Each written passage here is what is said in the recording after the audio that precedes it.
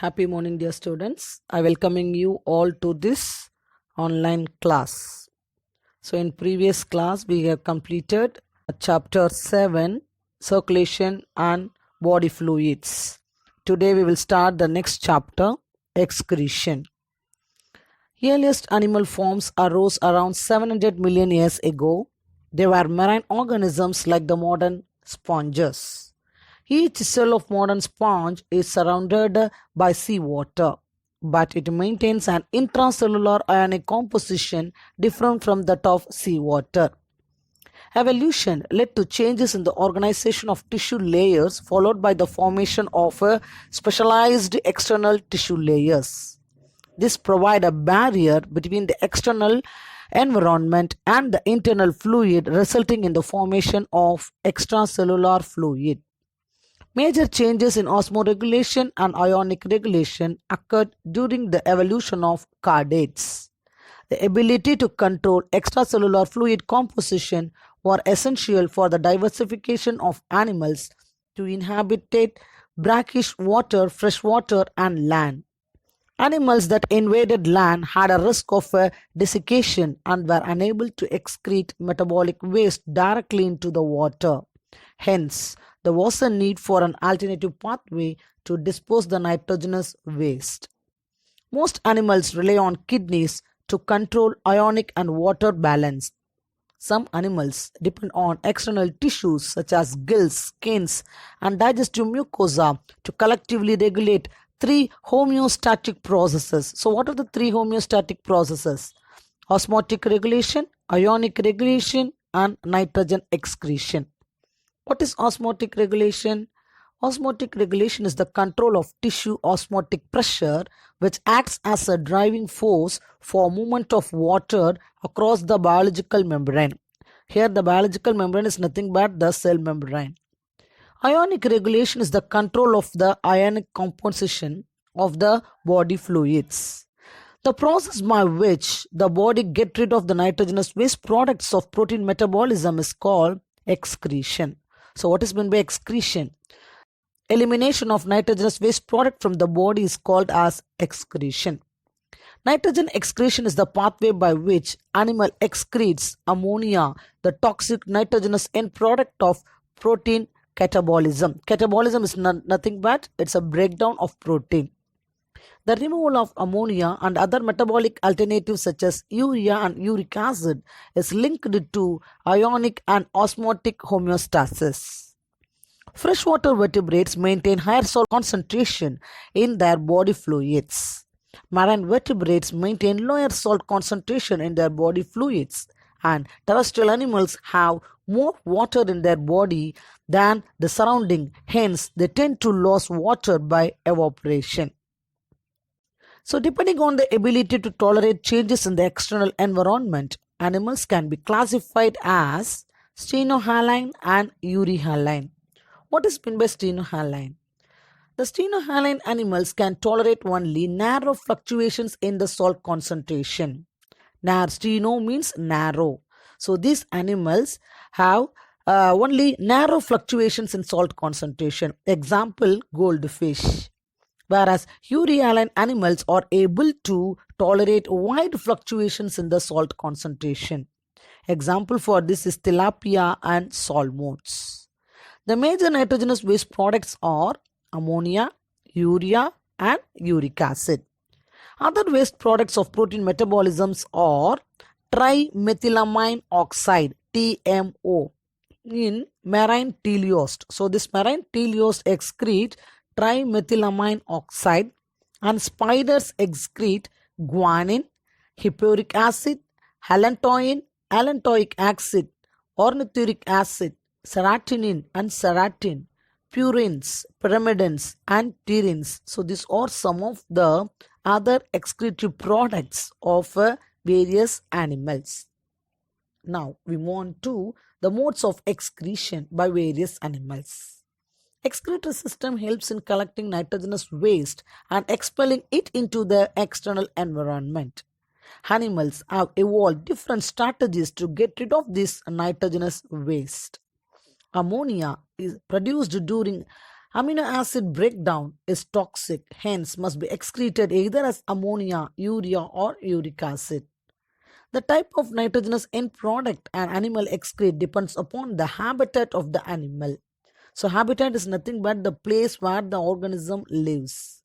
So depending on the place where it lives, the nitrogenous product is present. Ammonia requires large amount of water for its elimination, whereas uric acid, being the least toxic, can be removed within a minimum loss of water. And urea can be stored in the body for considerable period of time as it is less toxic and less soluble in water than ammonia. Animals that excrete most of the nitrogen in the form of ammonia are called as aminoteals. Many fishes, aquatic amphibians, and aquatic insects are aminotelic. In bony fishes, ammonia diffuses out across the body surface or through the gill surface as ammonium ions. Reptiles, birds, land snails, and insects excrete uric acid crystals with minimum loss of water, and they are called as uricotelic. In terrestrial animals, less toxic urea and uric acid are produced to conserve water. Mammals and terrestrial amphibians mainly excrete urea and they are called as ureoteals. Earthworm, while in soil are ureoteals and when in water are aminoteals. The animal kingdom present a wide variety of excretory structures. Most invertebrates have a simple tubular structure in the form of primitive kidneys called protonephridia and metanephridia. Vertebrates have complex tubular organs called kidneys. Protonephridia are the excretory structures with specialized cells in the form of flame cells in Platyhelminthes and solenocytes in Amphioxus. Nematodes have rennet cells. Metanephridia are the tubular excretory structures in annelids and mollusks. Malpighian tubules are the excretory structure in most of the insects. Antennal glands or green glands perform the excretory function in crustaceans like prawns. Nephron is the structural and functional unit of kidney. Reptiles have reduced glomerulus or lack glomerulus and Henle's loop and hence produce very little hypotonic urine, whereas mammalian kidney produce concentrated urine due to the presence of long Henle's loop. Aglomerular kidneys of marine fishes produce little urine that is isoosmotic to the body fluid. Amphibians and freshwater fishes lack Henle's loop, hence they produce dilute urine that is hypoosmotic. Next, we move on to human excretory system. Human excretory system. First, we see the structure of kidney. Excretory system in human consists of a pair of kidneys, a pair of ureter, urinary bladder, and urethra. Kidneys are reddish-brown, bean-shaped structures that lie in the superior lumbar region between the levels of the last thoracic and the third lumbar vertebra, close to the dorsal inner wall of the abdominal cavity. The right kidney is placed slightly lower than the left kidney. You know that reason why the right kidney is placed lower than the left kidney, because the right side is occupied above by the liver.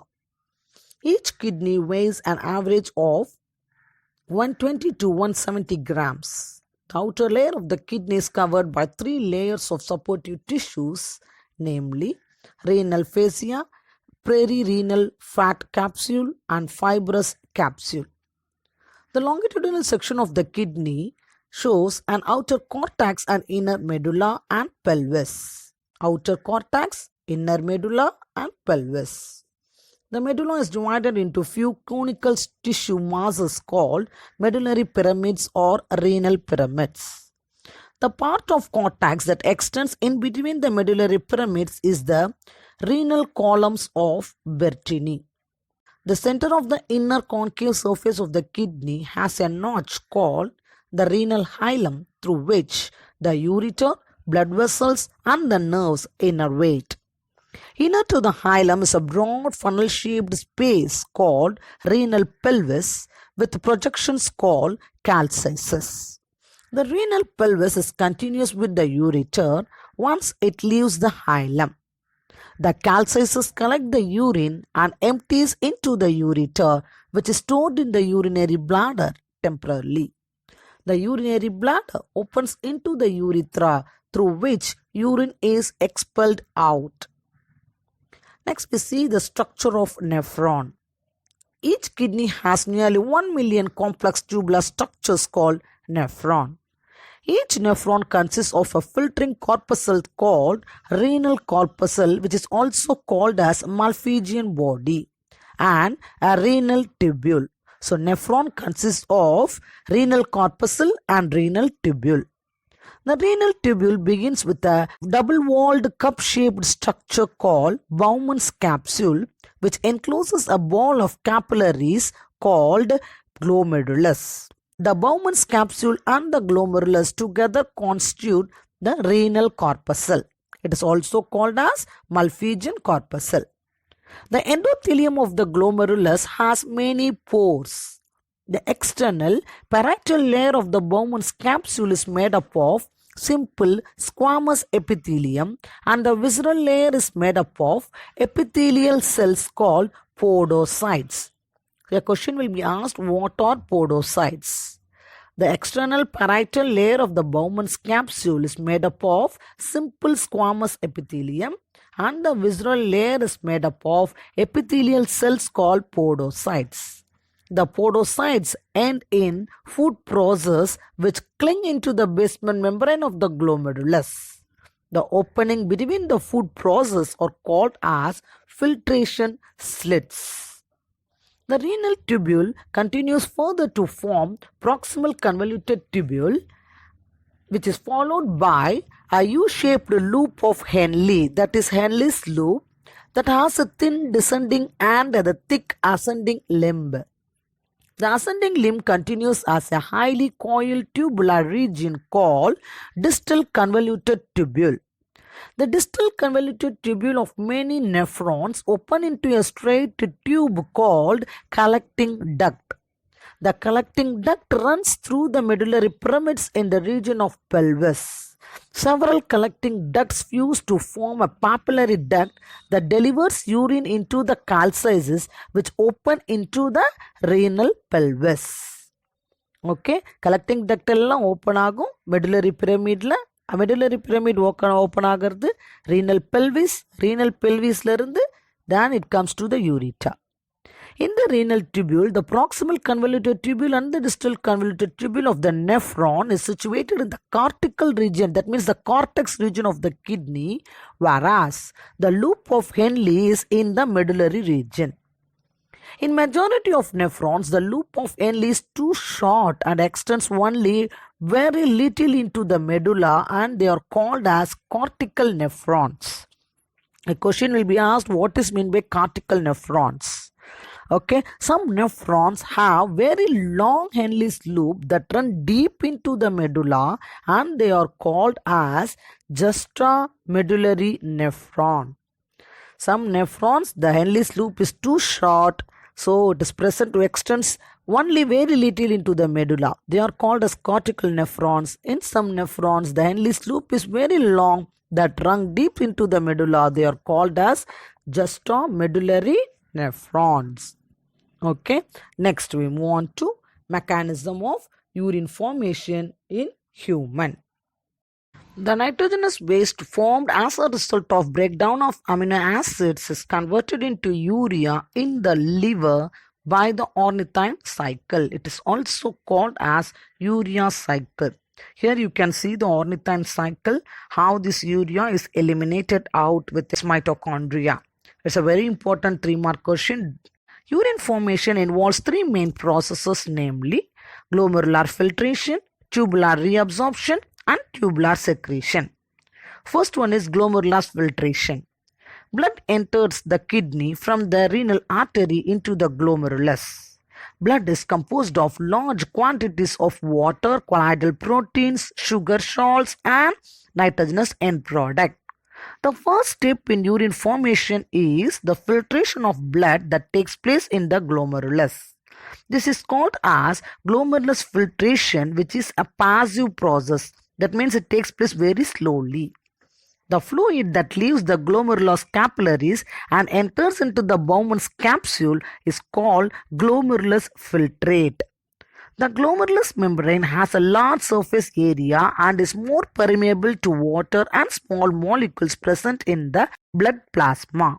Blood enters the glomerulus faster with greater force through the afferent arterioles and leaves the glomerulus through the efferent arterioles much slower. This force is because of the difference in sizes between the afferent and the efferent arterioles and the glomerular hydrostatic pressure, which is around 55 mmHg. Kidneys produce about 180 liters of glomerulus filtrate in 24 hours. The molecules such as water, glucose, amino acids, and nitrogenous waste substances pass freely from the blood into the glomerulus. Molecules larger than 5 nanometer are barred from the entering tubule. Glomerular pressure is the chief source that pushes the water and solutes out of the blood and across the filtration membrane. The glomerular blood pressure, that means approximately 55 mmHg, is much higher than in other capillary beds. The two opposing pressures are contributed by the plasma proteins in the capillaries. This includes colloidal osmotic pressure and the capsular hydrostatic pressure. Due to the fluids in the glomerular capsule, there is a two opposing pressure inside the blood capillaries. It is the osmotic pressure, another one is the hydrostatic pressure. So the net filtration pressure of 10 mmHg is responsible for renal filtration. How this 10 mmHg is produced? For example, if you take the net filtration pressure is equal to the glomerular hydrostatic pressure minus the osmotic pressure and the hydrostatic pressure. If the net filtration pressure is 55, okay, and the colloidal osmotic pressure is 30 and the hydrostatic pressure is 15. So if you subtract this, it will get 10 mmHg. The effective glomerulus pressure of 10 mmHg results in ultrafiltration. Glomerulus filtration rate is the volume of filtrate formed per minute in all nephrons of both kidneys. In adult, the glomerular filtration rate is approximately 120 to 125 ml per minute. Blood from the glomerulus is passed out through the efferent arteriole. Okay, next it enters into the renal capsule. So next stage is the tubular reabsorption. This involves movement of a filtrate back into the circulation. The volume of filtrate formed per day is around 170 to 180 liter and the urine released is around 1.5 liter per day. That is, nearly 99% of glomerulus filtrate that has to be reabsorbed by the renal tubules as it contains certain substances needed by the body. This process is called selective reabsorption. Reabsorption takes place by the tubular epithelial cells in the different segments of the nephrons, either by active transport or by passive transport, diffusion and osmosis. First, the proximal convoluted tubule. Glucose, lactate, amino acid, sodium ions and water in the filtrate is reabsorbed in the proximal convoluted tubule. Sodium is reabsorbed by active transport and small amounts of urea and uric acid is also reabsorbed. In descending limb of the Henle's loop, it is permeable to water due to the presence of aquaporins, but not permeable to salts. What is meant by aquaporins? Aquaporins are water permeable channels that allow water to move across the epithelial cells in relation to the osmotic difference from the lumen to the interstitial fluid. Water is lost in the descending limb, hence sodium ion and chloride ions get concentrated in the filtrate.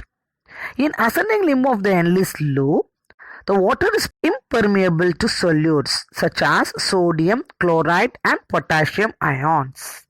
In descending limb, the water is permeable due to the aquaporins but not permeable to salts. In ascending limb, it is impermeable to water but permeable to solute. The distal convoluted tubule recovers water and secretes potassium into the tubule. Sodium, chloride and water remains in the filtrate of the distal convoluted tubule. Most of the reabsorption from this point is dependent on the body's need and is regulated by hormones. Reabsorption of bicarbonate takes place to regulate the blood pH. Collecting duct is permeable to water. It secretes potassium ions and reabsorbs sodium to produce concentrated urine. The change in permeability to water is due to the presence of a number of water-permeable channels called aquaporins. Last is the tubular secretion. Substances such as sodium, potassium and ammonia, serotonin and organic acids move into the filtrate from the peritubular capillaries into the tubular fluid. Peritubular means from outside the tubule into the tubular fluid. Most of the water is reabsorbed in the proximal convoluted tubule and sodium ions is exchanged from water in the loop of Henle. Hypotonic fluid enters the distal convoluted tubule and substances such as urea and salt passes from the peritubular blood into the cells of the distal convoluted tubule. The urine excreted contains both filtered and secreted substances. Once it enters the collecting duct, water is absorbed and concentrated hypertonic urine is formed. From every hydrogen ion secreted into the tubular filtrate, sodium ion is absorbed by the tubular cell. How concentrated urine is formed? Formation of concentrated urine is accomplished by kidneys using the counter current mechanism. The major functions of Henle's loop is to concentrate sodium and chloride. There is a low osmolarity near the cortex and high osmolarity towards the medulla. This osmolarity in the medulla is due to the presence of solute transporters and is maintained by the arrangement of loop of Henle's, collecting duct and vasa recta. This arrangement allows movement of solute from the filtrate into the interstitial fluid. At the transition between the proximal convoluted tubule and the descending loop of Henle, the osmolarity of the interstitial fluid is similar to that of blood, that is about 300 osmolarity. Ascending and the descending limbs of Henle's create a counter current multiplier. As the fluid enters the descending limb, the water moves from the lumen, that means the space, into the interstitial fluid and the osmolarity decreases. To counteract this dilution, the region of ascending limb actively pumps the solute from the lumen into the interstitial fluid and the osmolarity increases to about 1200 OSM. This mismatch between water and salts creates osmotic gradient in the medulla. The osmotic gradient is also due to the permeability of the collecting duct to urea. When the blood leaves the efferent arteriole and enters the vasa recta, the osmolarity in the medulla increases and results in passive uptake of solutes and loss of water. As the blood enters the cortex, the osmolarity in the blood decreases and the blood loses the solute and gains water to form concentrated urine. Human kidneys can produce urine nearly 4 times concentrated than the initial filtrate formed.